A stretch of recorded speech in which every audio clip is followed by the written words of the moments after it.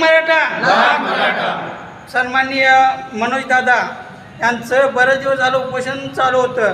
कोण म्हणत होते मिळत नाही, कोण म्हणत होतं देता येत नाही। मग आम्ही मराठी म्हणत होतो कसं देता येत नाही, मग आम्ही प्रयत्नच करत होतो कसं देत नाही। मनोज दादांनी शेवटी संघर्ष केला आणि या संघर्षाला यश मिळालं। खरं तर ही मराठ्यांची दिवाळी साजरी झाली, त्या अर्थानं खरं आज आनंद अश्रू डोळ्यात येत असल्यामुळं जास्त व्यक्त होता येत नाही। आज या ठिकाणी आज या महाराष्ट्रातील मराठ्यांसाठी आज सुवर्ण दिवस या ठिकाणी उगवलेला आहे।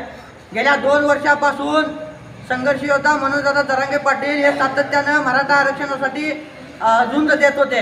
आज या ठिकाणी त्यांच्या प्रयत्नानं यश आलेलं आहे। या महाराष्ट्र सरकारने हैदराबाद गॅजेट असेल, सातारा गॅजेट असेल, कुणबी नोंदींची जी प्रमाणपत्राचं व्हॅलिडिटी असेल, त्या सगळ्या मागण्या मान्य करून तशा संदर्भातले GR या ठिकाणी मनोजदादांच्या हातामध्ये दिलेले आहेत। आणि हा महाराष्ट्रातील नव्हे तर भारतातील मराठ्यांचा सगळ्यात मोठा विजय या ठिकाणी झालेला आहे। त्यामुळे सकल मराठा समाज बोराळे यांच्या वतीनं या ठिकाणी संपूर्ण गावामध्ये ग्रामस्थांना, मराठा समाज बांधवांना या ठिकाणी साखर वाटप करून आनंद उत्सव आम्ही या ठिकाणी साजरा करीत आहोत। एक मराठा, एक मराठा, संघर्ष योद्धा मनोजदादा जरांगे पाटील यांचा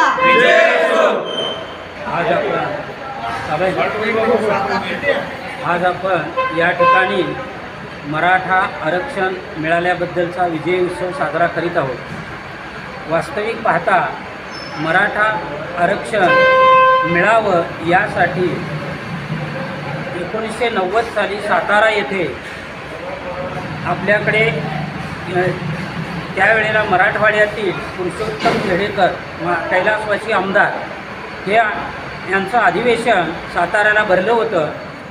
रत्नागिरीतर्फे मी त्या अधिवेशनाला गेलो होतो।